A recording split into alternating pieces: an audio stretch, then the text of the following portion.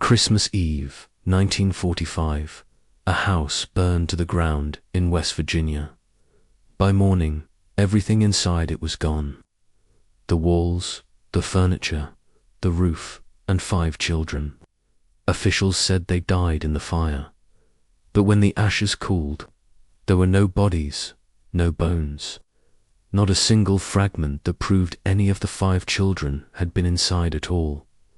Fires leave remains, even the worst ones, but this one didn't. 5 children vanished in a matter of hours, not from a locked room, not from a moving vehicle, from their own home, and the explanation everyone accepted required something impossible, that 5 human bodies were completely destroyed, without leaving a trace. This is the story of the Sodder children, and what may have happened to them after the fire went out. You're driving along a quiet stretch of road in West Virginia when you see it. A billboard, weathered by decades of rain and sun. 5 children stare back at you from faded photographs. Beneath their faces is a question that has never been answered. What was their fate? Kidnapped? Murdered? Or are they still alive? This billboard wasn't put up by investigators or the police. It was put there by parents who refused to accept what they were told. For years, George and Jenny Sodder paid to keep this sign standing, watching over passing cars, forcing strangers to look at the faces of the children the world had declared dead. They believed that if the truth hadn't surfaced, it was because someone hadn't looked hard enough. To understand why a family would cling to a question for the rest of their lives, we have to return to the night the billboard was born, to Christmas Eve, 1945, to a house that was warm, full of noise, and very much alive. The Sodder family lived just outside Fayetteville, West Virginia. It was cold that night, the kind of cold that settles into the ground and makes the trees creak. Inside the house, it was warm. George and Jenny Sodder were home with 9 of their 10 children. The oldest son was away, serving in the military.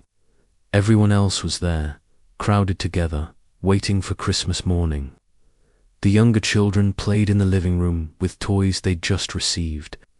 Laughter carried through the house, the kind of noise that only exists when nothing feels wrong.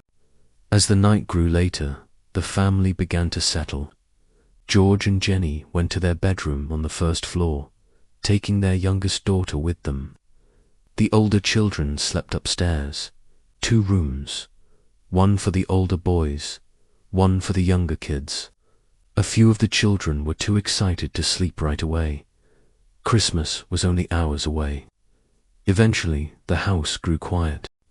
Nothing about that night felt dangerous. Nothing felt unusual. And that's what makes what followed so difficult to accept. At around 12:30 in the morning, the phone rang. Jenny Sodder woke suddenly. George and their youngest daughter were still asleep beside her. Calls didn't come at that hour, not on Christmas Eve. She got out of bed and walked into the living room to answer it. Before she reached the phone, she noticed something odd. The lights were still on. The curtains were open. When she checked the front door, it was unlocked. The children knew better. They always locked up for the night. Jenny picked up the receiver. A woman was on the line. She was laughing. Not friendly laughter. Not nervous laughter. It sounded cruel, mocking. The woman asked for someone Jenny didn't recognize. Jenny told her she had the wrong number. The line went dead. Unsettled, Jenny stood there for a moment, scanning the room. Everything felt slightly wrong, but nothing felt urgent. It was Christmas. The children had probably just forgotten. Jenny locked the door, closed the curtains, and turned back toward the bedroom. She went to sleep believing the night was over. It wasn't. Not long after, a noise pulled her back awake. A dull thud from above. Then a rolling sound, as if something had landed on the roof and slid away. The house went quiet again. Jenny told herself it was nothing. an animal, falling debris, anything ordinary. She closed her eyes. Then she smelled it. Smoke. In seconds, she was out of bed, grabbing her youngest child and shouting for George. Smoke was pouring under the bedroom door. When they opened it, the house was already filling with fire. They ran into the living room, coughing, disoriented, surrounded by heat and noise. George rushed for the phone to call the fire department. The line was dead. It had worked less than an hour earlier. Panic set in. Jenny's thoughts narrowed to one number: 9. 9 of her children had been in the house when she went to sleep. Only 2 were with her now. The staircase leading upstairs was a wall of smoke and flame. The heat was unbearable. She screamed their names into the darkness. 2 figures emerged from the smoke and came crashing down the stairs. The older boys, their hair was burned. Their faces were frantic. They said they tried to reach the younger children. They couldn't get through. That's when the number in Jenny's head changed. From 9 to 5. 5 children were still upstairs, and the fire was getting worse. They ran outside into the freezing night. George didn't stop to think. He ran for the ladder they kept against the side of the house. It wasn't there. He ran to the garage, jumped into one of the trucks, and turned the key. Nothing. He tried the second truck. Nothing. Both had worked perfectly the day before. Desperate, he grabbed a rain barrel and tried to throw water on the flames. The water was frozen solid. There was nothing left to do. George stood in the yard, screaming his children's names as the fire consumed the second floor. The flames roared back at him. A neighbor was finally reached. The fire department was called, and the Sodder family waited. They waited in the cold, barefoot and shaking, watching their home collapse inward. Minutes passed, then hours. The fire department did not arrive until morning. By then, the house was gone. Nothing remained but ash, twisted metal, and silence. 5 children had not come out.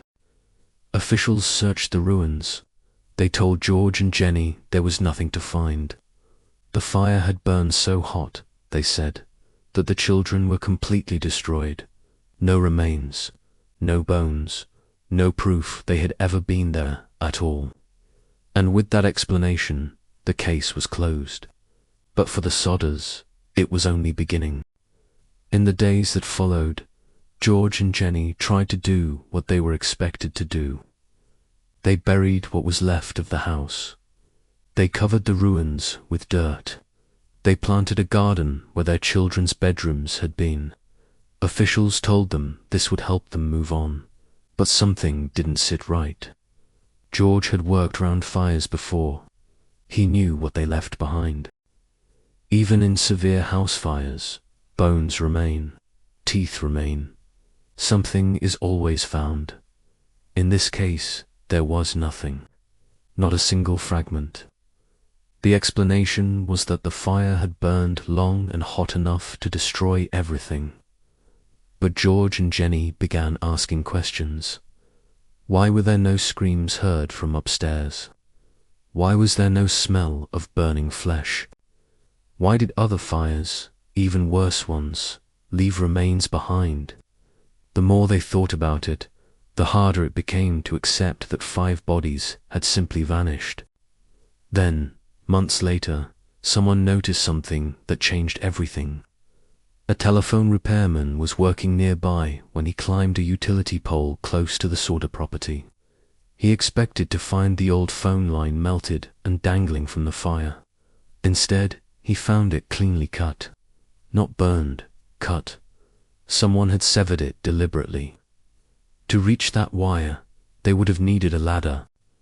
George froze when he heard this, because on the night of the fire, when he went to save his children, his ladder was missing.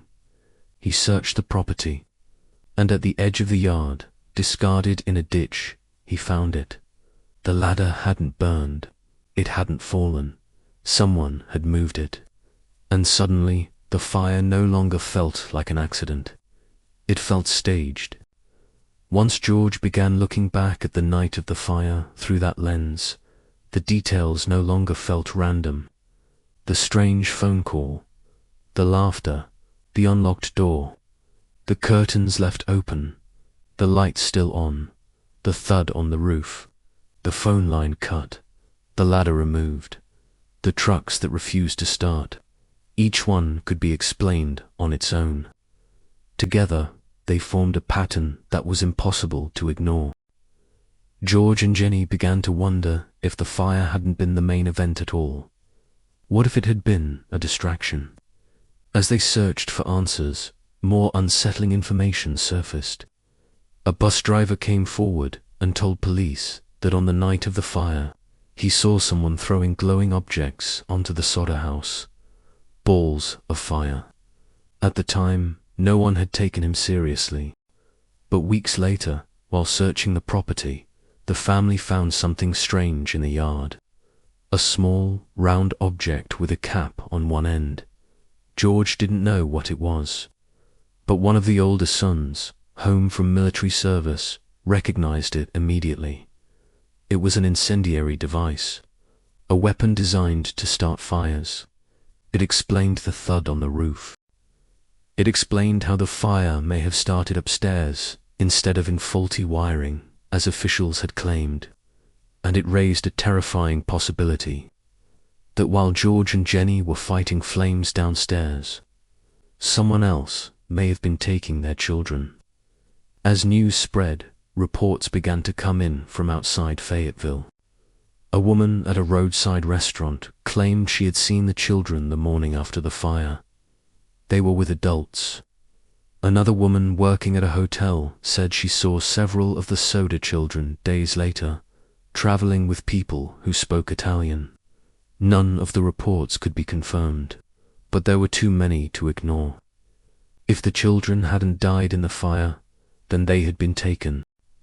And if they had been taken, someone had planned it. George and Jenny turned to the authorities for help. They received none. The fire remained officially ruled an accident. No arson investigation was opened. No serious search was conducted. When the family reached out to the FBI, they were told the case fell outside federal jurisdiction. So they hired a private investigator. What he uncovered only deepened the sense that something was being hidden. Rumors began circulating that a human organ had been found in the ashes, that it had been concealed. When the Sodders dug where they were told to dig, they found a box. Inside was flesh, but it wasn't human. It was beef, placed there intentionally. Even that evidence disappeared shortly afterward. Every lead ended the same way. Contradictions, excuses, silence. Years passed. The Sodders refused to stop looking. They chased sightings across states. They followed anonymous letters. They hired more investigators. One of them vanished without explanation. As time went on, the children would have been adults, then middle-aged, then older than their parents had been when the fire occurred. Still, no proof ever surfaced that they had died, and no proof ever surfaced that they had lived. The Sodders spent the rest of their lives suspended between hope and grief, unable to mourn, unable to move on, because the worst part wasn't the fire. It was the not knowing whether the Sodder children died that night, or whether they were taken and lived out their lives somewhere else. Depends on which unanswered questions you're willing to accept. The billboard still stood for years after 5 faces, 1 question, asking every passerby the same thing. What was their fate, and why was no one ever able to answer it? The Sodder case was never solved. No arrests were made. No remains were ever recovered. No explanation was proven beyond doubt. Officially, 5 children died in a house fire. Unofficially, almost every detail required to believe that story falls apart under scrutiny. If the children died, The fire behaved unlike almost any other. If they were taken, the timing would have required precision, planning, and silence in the middle of chaos. And if the truth lies somewhere in between, it was buried early and left there. What makes the Sodder case endure isn't just the mystery. It's the failure. A failure to investigate fully. A failure to reconcile evidence. A failure to give a family certainty. Because closure isn't always about answers. Sometimes it's about knowing which questions matter. So decide for yourself. Were the Sodder children victims of a tragic fire, or witnesses to something no one wanted uncovered? And if they survived, how does 5 children disappear in plain sight on Christmas Eve without a single trace? The Sodder children are still missing, not from the ground, but from history. And until one answer replaces all the others, the question on that billboard still stands. If you had been standing in that yard that night, what would you believe? That 5 children were reduced to nothing in a fire that left no trace of them behind, or that the fire was never meant to kill anyone at all, that it was meant to distract? Every explanation demands you ignore something important. The official story ignores the cut phone line, the missing ladder, the failed trucks, the lack of remains. The kidnapping theory demands planning so precise it unfolded in the middle of flames and panic without a single witness coming forward. No version of events is clean. No version is complete, and that may be the most honest truth of the case. The Sodder children did not simply disappear that night. They were erased from certainty, and once that happened, the damage was permanent. So when you think about this case, ask yourself only one thing: which explanation requires you to believe the least, and which one asks you to look away? Because the Sodder children never received an ending, only a question, one that has outlived everyone who tried to answer it. And that's where the story has to end. Not because there's nothing left to say, but because there's nothing left to prove. Every document has been filed. Every witness has spoken or passed away. Every lead has gone cold. What remains is a choice. You can believe the fire burned hotter than any other, hot enough to erase 5 lives completely. Or you can believe that someone took advantage of chaos, darkness, and delay, and walked away with 5 children while the world was looking at flames. Either way, the truth never surfaced. And for George and Jenny Sodder, that absence became a life sentence. They didn't just lose their children, they lost certainty, they lost rest, they lost the ability to accept an ending. The billboard eventually came down. The house is gone. But the question never left, because some mysteries don't survive on evidence. They survive on what was never found. And until something replaces the silence left behind that night, the Sodder children remain exactly where they have been since Christmas Eve, 1945, unaccounted for.